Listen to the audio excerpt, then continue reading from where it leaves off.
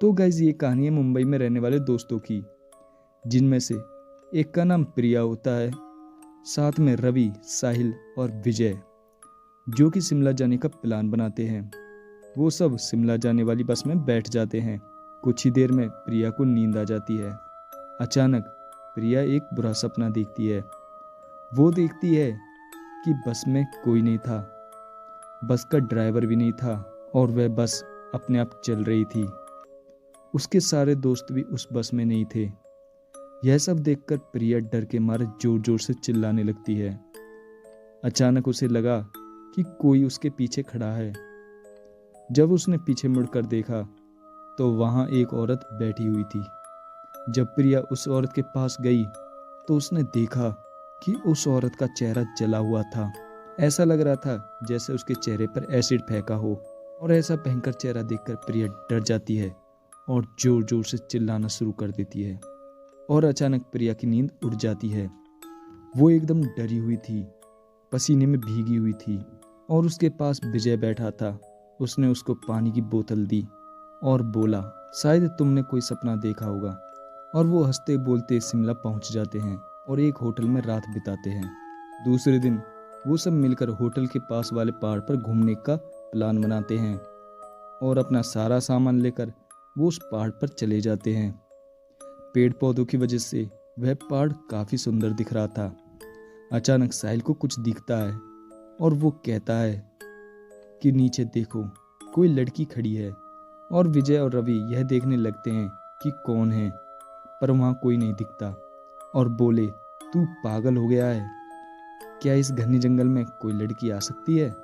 इसलिए वे सब ने पहाड़ पर रुकने का निर्णय किया और वो वहीं पर तंबू लगा लेते हैं और खाने पीने का सामान बाहर निकाल लेते हैं। तंबू लगने के बाद प्रिया का बैग बाहर रह जाता है।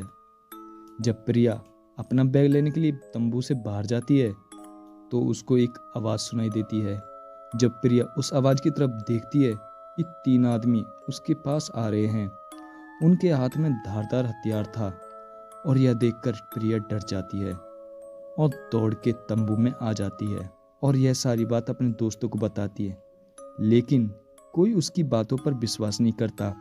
प्रिया चिल्लाकर बोलती है, आप सब पागल हो गए हो क्या? कोई भी मेरी बातों पर भरोसा नहीं कर रहा।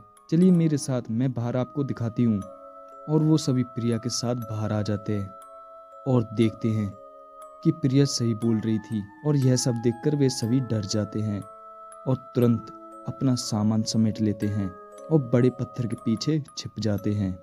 और थोड़ी देर में वो तीनों लोग आ जाते हैं और वहां बैठ जाते हैं। प्रिया देख रही थी कि उनके हाथ पैर आम आदमी जैसे बिल्कुल नहीं थे। वो सब एक जगह पे बैठ जाते हैं और कुछ तंत्र विद्या शुरू करते हैं। उनमें से एक आदमी अपनी हाथ की उंगली को काट देता है।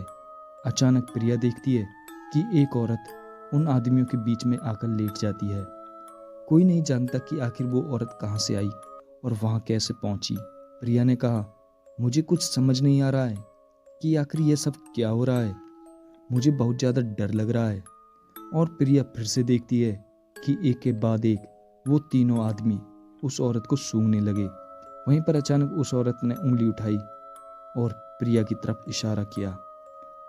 वह सब डर जाते हैं और वो तीनों प्रिया और उसके दोस्तों की तरफ बढ़ने लगते हैं। प्रिया और उसके दोस्त यह सब देखकर होटल की तरफ दौड़ने लगे और उनकी आवाज़ सुनकर वह तीनों भी उसके पीछे दौड़ने लगते हैं।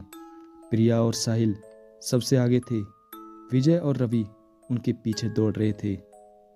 प्रिया और साहिल होटल तक तो पहुंच गए, लेकिन रवि और विजय का कोई पता नहीं चला। उन्होंने होटल वालों को सारी बात बताई तो उन्होंने कहा कि उस पहाड़ी पर कोई नहीं जाता, वो पहाड़ श्रापित है। जो भी वहां जाता है वो कभी वापस नहीं आता। आपकी किस्मत अच्छी थी जो आप जिंदा हैं, लेकिन रवि और विजय वो कभी वापस नहीं लौटे।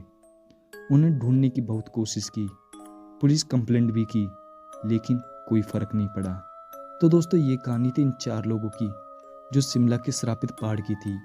तो दोस्तों आपको ये वीडियो कैसी लगी कमेंट में मेरे को ज़रूर बताएं। अगर दोस्तों आपके साथ कोई ऐसी घटना घटी हो तो मेरे को कमेंट में ज़रूर बताएं। अगर दोस्तों आपको वीडियो अच्छी लगी हो तो वीडियो को लाइक करके चैनल को सब्सक्राइब जरूर कर लें।